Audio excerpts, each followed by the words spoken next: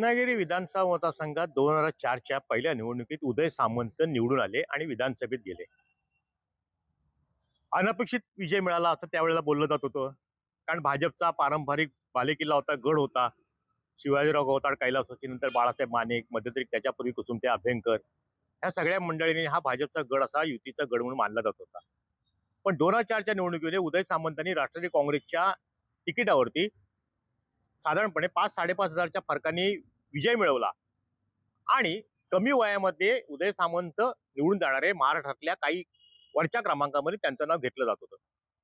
हे सारं खरं असलं तर त्यावेळेला चर्चा झाली उदय सामंतांपेक्षा लोकांच्या चर्चेत नसलेले, फक्त केवळ एक उद्योजक म्हणून बघत असलेले भैया सामंत यांच्या नावाची मात्र त्यावेळेला मोठी चर्चा झाली. तर कारण असं होतं की भैया सामंतांनी उदय सामंतांना निवडून आणण्यासाठी त्यावेळेला ज्या काही राजकीय खेळी खेळल्या, काय तसा त्यांना राजकीय अनुभव नव्हता. एक उद्योजक म्हणून, एक प्रसिद्ध उद्योजक म्हणून आर डी सामंत कन्स्ट्रक्शनचे सर्वेसर्वा म्हणूनच भैया सामंतांकडे बघितले जायचं. पण 2004च्या निवडणुकीनंतर अचानकपणे भैया सामंत चर्चेत आले. आपल्या धाकट्या भावाला म्हणजे उदय सामंतांना विधानसभेत पाठवण्यापूर्वी जी राजकीय रणनीती आखली गेली, जी निर्णायक मतं विजयासाठी पाहिजे होती, ती त्यांनी सामंत पॅटर्न या शब्दामध्ये रूपांतरित केलं आणि त्याच्यानंतर तो सामंत पॅटर्न म्हणून जन्माला आला आणि त्यावेळेला पासूनच भैया सामंतांची ओळख राजकारणाच्या दिशेने व्हायला लागली. त्यानंतरच्या काळामध्ये 2004 नंतर उदय सामंतांनी सुद्धा राजकीय त्यांचा चढता आलेख मागे वळून पाहिलं नाही. ते सुद्धा 5व्यांदा ह्या विधानसभा मतदारसंघात निवडून गेले. 24 वर्ष जवळजवळ त्यांनी आपलं राजकीय अस्तित्व राज्याच्या पटलावरती कायम ठेवलंय. पण हे सगळं घडत असताना प्रत्येक निवडणुकीला मात्र भैया सामंत हे उदय सामंतांच्या पाठीशी राम लक्ष्मणासारखे जणू उभे राहिले. पण गेल्या वर्षी लांजा राजापूर विधानसभा मतदारसंघात सुद्धा भैया सामंतांना शिवसेनेकडे उमेदवारी मिळाली आणि त्यांनी सुद्धा 2004ला ज्याप्रमाणे मास्टर स्ट्रोक मारला होता तोच सामंत पॅटर्न लांजा राजापूरला वापरून ते सुद्धा मोठ्या फरकाने त्या ठिकाणी निवडून आले. ते सुद्धा 3 वेळा शिवसेनेचे राजन साळवी त्या ठिकाणी निवडून आलेले होते, विद्यमान आमदार होते, त्यांना पराभूत करून. आणि हे सगळं चालू असताना वर्षभराच्या पूर्वी आमदारकी मिळवलेले भैया सामंत लांजा राजापूरमध्ये इतके सक्रिय झाले की त्यांचा दांडगा जनसंपर्क, एका बाजूला विकास कामांची पाठपुरावा, दुसऱ्या बाजूला संघटन कौशल्य, संघटन सुद्धा इतक्या मजबूतीने त्यांनी आज उभं केलंय की प्रत्येक गावात, प्रत्येक ठिकाणी शिवसेनेचा कार्यकर्ता नाही असं लांजा राजापूर या मतदारसंघात नाही. तो मतदारसंघ तसा पाहायला गेला तर दुर्गम आणि अनेक वर्ष विकासापासून दूर राहिलेला. पण भैया सामंतांनी गेल्या वर्षभरातली त्यांची जर कारकीर्द पाहिली आमदारकीची, तर त्यांनी अनेक गोष्टीला न्याय दिला असं म्हणावं लागेल. त्यामध्ये विशेष उल्लेख करावा लागेल की आरोग्याची सुविधा अत्यंत महत्वाचा विषय त्यांनी उचलला. त्यामुळे वाटूळ येथे मल्टी स्पेशालिटी हॉस्पिटल त्यांनी मंजूर करून घेतलं. प्राथमिक आरोग्य असतील, उपकेंद्र असतील, ग्रामीण रुग्णालय असतील, त्या मजबूतीकरणाकडे त्यांनी अधिक लक्ष दिलं. त्याचबरोबर अनेक ठिकाणी दूरस्थितीच्या उपकेंद्रासाठी निधी मंजूर केला. दुसऱ्या बाजूला मासेमारी आणि प्रवासी बंदराचा विकास करताना जे साखरनाटे, राजापूर येथील बंदर विकास, जेटी उभारणे यासाठी जवळजवळ 153 कोटी रुपये मंजूर करून घेतले. त्याचबरोबर मच्छीमार बांधवांच्या कुटुंबियांना आरोग्य आणि शैक्षणिक विकासासाठी त्यांनी प्रयत्न सुरू केले. पाणी पुरवठा योजनेसाठी जे जुने काही होते, लांजा राजापूरला एक वैशिष्ट्य असं आहे की त्या ठिकाणी मोठ्या प्रमाणात धरणं आहेत.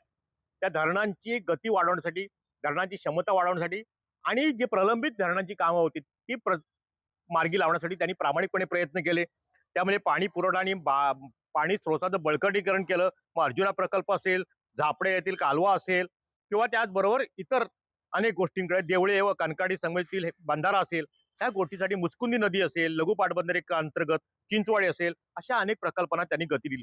पर्यटनाच्या बाबतीत सुद्धा त्यांनी फार महत्वाचं पाऊल उचललं. त्यांनी ओळखलं की पर्यटनातून रोजगार निर्माण होणार आहे.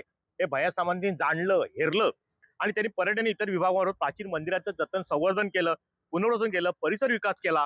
त्याचबरोबर माचाळ हे लहान थंड हवेचे ठिकाण माथेरानसारखं व्हावं यासाठी त्यांचा प्रयत्न आहे. त्यासाठी त्यांनी अत्यंत चांगल्या दर्जाचा रस्ता सुद्धा माचाळला जाण्यासाठी तयार केला. कनकादित्य मंदिर असेल, दत्त मंदिर असेल रायपाटणचं, आंबोळगड असेल, वास्तू जतन वास्तू ठेवा ठिकाणाचे कोट, राणी लक्ष्मीबाईचं गाव, हे सुद्धा त्यांनी अतिशय चांगल्या प्रकारचं दर्जेदार होण्यासाठी प्रयत्न केलेत. त्याचबरोबर राजापूरला पुराचा नेहमी धोका निर्माण होतो. बाजारपेठ पाण्याखाली जाते. पुरेशाचा प्रश्न अजूनही प्रलंबित आहे. तो सुद्धा निकाली काढतील आमदार भैया सामंत असं राजापूर वासियांना वाटते. त्या ठिकाणी सुद्धा त्यांनी पूरस्थिती नियंत्रण आणण्यासाठी कोदोली असेल, अर्जुना असेल, मुचकुंद असेल, येरडव असेल, या सगळ्या धरणांचा गाळ काढण्यासाठी जवळ 3.5 कोटी रुपये मंजूर करून घेतले. भूप्रबंधन बंधारे, खारभूमी बंधारे याला प्राधान्य दिलं. धरण प्रवण क्षेत्रामध्ये संरक्षण भिंतीच्या कामाला त्यांनी वेग दिला. त्या काही ठिकाणी कामं मंजूर करून घेतली. त्याचबरोबर शैक्षणिक सुविधेसाठी शाळा बांधकाम असतील, वर्गखोल्या असतील, त्याला जिल्ह्यात चांगल्या प्रकारचे पैसे निर्माण करून दिले, हे उपलब्ध करून दिले. बाळासाहेब सावंत कोकणच्या दापोली अंतर्गत लांजा येथे शासकीय कृषी महाविद्यालय व फणस संशोधन केंद्राची स्थापना करण्यात येणार आहे, त्यासाठी त्यांनी प्रयत्न केले. त्याचबरोबर जिल्हा वार्षिक योजनेत अंगणवाड्या बांधकामासाठी असतील, शाळा दुरुस्ती असेल, नंतर वर्गखोल्या असतील, याची सुद्धा काही प्रमाणात चांगल्या प्रकारचा निधी मंजूर करून घेतला. ग्रामविकासामार्फत जिल्हा वार्षिक योजनेत जनसुविधामार्फत अनेक उपक्रम राबवले. शहर विकासासाठी राजापूर आणि लांजा अपुरा पाणी पुरवठा योजनेमुळे नागरिकांना पाणी टंचाईला सामोरं जातं, तो पाण्यावरती त्यांनी फार भर दिलाय, प्राधान्याने त्यांनी लक्ष दिलंय आणि त्या माध्यमातून त्यांनी दोन्ही शहरांसाठी नवीन पाणी पुरवठा योजना मंजूर केल्या आहेत. लांजा आणि राजापूर शहरासाठी राजापूरच्या शहराला कायमस्वरूपी पाणी पुरवठा व्हाव्यासाठी जवळजवळ 29 कोटी इतक्या रकमेची नळपाणी योजना, तर साहेबाच्या धरणासाठी 8.18 कोटी रुपये मंजूर करून घेतले. म्हणजे राजापूरचा प्रश्न त्यांनी निकाली काढला, पाणी पुरवठ्यासाठी तो प्रश्न त्यांनी मार्गी लावला. त्याचबरोबर वाहतूक दळणवळणासाठी रस्ते असतील, साकव असतील, ह्याला प्राधान्य दिलं. सामाजिक विकासाच्या दृष्टीने सुद्धा त्यांनी केले. तिलोरी कुणबी पोट जातीला महाराष्ट्र शासनाच्या इतर मागास वर्गात आणण्यासाठी त्यांनी प्रयत्न केले.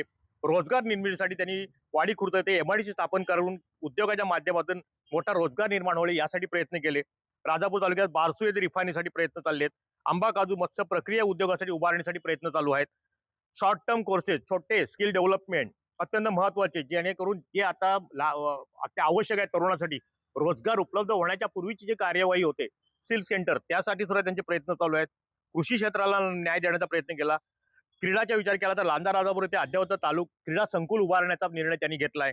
त्याचबरोबर महिला सक्षमीकरणासाठी सुद्धा लाडकी बहिणी योजनेअंतर्गत जवळजवळ 23,000 महिलांना 20 कोटी इतका निधी वितरित करण्यात येतोय. महिला सन्मान योजना असतील, लेख लाडकी अंतर्गत जन्मापासून मुलीच्या 18 वर्षापर्यंत 1.1 इतक्या लक्ष रकमेचं अर्थसहाय्य देण्यात आलेलं आहे. शासनाच्या सेवा सुलभता होण्यासाठी राजापूर तालुक्यात 63 तलाठी आणि 10 मंडल कार्यालय, तसेच लांजा येथे तलाठी व 5 मंडल कार्यालयासाठी जवळजवळ 13,65,00,000 रुपये त्यांनी मंजूर केलेत. म्हणजे महसूलची कार्यालय अत्यंत सर्वसामान्यांच्या दृष्टीने तलाठी कार्यालय अत्यंत महत्वाचं असतं आणि त्याबरोबर मंडल कार्यालय, ज्या सामान्य माणसांचं येणं जाणं त्या कार्यालयात ते चांगलं सुसज्ज असावं यासाठी आमदार भैया सामंत यांनी प्रयत्न केले आणि त्यांना यश आलं. सर्व शासकीय कार्यालय व निवासी इमारतीचं नूतनीकरणाचं काम हाती घेतलंय. जसं रत्नागिरी शहरामधली बहुतेक शासकीय कार्यालय ही अत्यंत चांगल्या दर्जाची पालकमंत्री उदय सामंत प्रयत्न होतात. तोच पॅटर्न लांजा आणि राजापूरसाठी भैया सामंतांनी वापरलाय आणि तिथली शासकीय कार्यालय अतिशय देखणी रुबाबदार असावीत, जेणेकरून वर्षभराचाच कालावधी झाला, साधारणपणे 365 दिवस झाले असतील किंवा त्याच्या कमी किंवा जास्त, पण भैया सामंतांचा संपर्क अत्यंत चांगला आहे. गाव पातळीपासून मंत्रालयापर्यंत त्यांना कुठेही विकास कामांना मंजुरी आणण्यासाठी, प्रशासकीय मान्यतेसाठी, तांत्रिक मंजुरीसाठी कुठेही अडचण येत नाही. कारण त्यांनी 25 वर्षात त्यांचा राजकीय प्रवासाबरोबर त्यांनी प्रशासनावरती जे आपला प्रकट ठेवले, अधिकाऱ्यांशी त्यांनी सलोख्याचे संबंध ठेवलेत, त्यामुळे एक सक्षम आमदार या नेत्याने त्यांची वर्षभराची कारकीर्द फार उत्तमच आहे. आणि त्यामुळे हे सांगण्याचं कारण इतकंच आहे की ह्याच लांजा राजापूरच्या मतदारांचा लाडक्या आमदार उदय भैया सामंत यांचा उद्या वाढदिवस आहे आणि त्यांच्या पूर्वसंध्येला वाढदिवसाच्या कुठेतरी त्यांच्या केलेल्या कार्याचा हा लेखाजोखा मांडण्याचा प्रयत्न आम्ही टाइम डिजिटल मार्फत लोकांकरता आणि प्रेक्षकांकरता, वाचकांकरता पोहोचण्याचा प्रामाणिक प्रयत्न केलाय. आणि सगळं एकंदरीत भैया सामंतांची वर्षभराची ही कारकीर्द पाहिली तर असं म्हणता येईल की भैया सामंत आमदार, कामगिरी मात्र त्यांची दमदार असंच म्हणावं लागेल.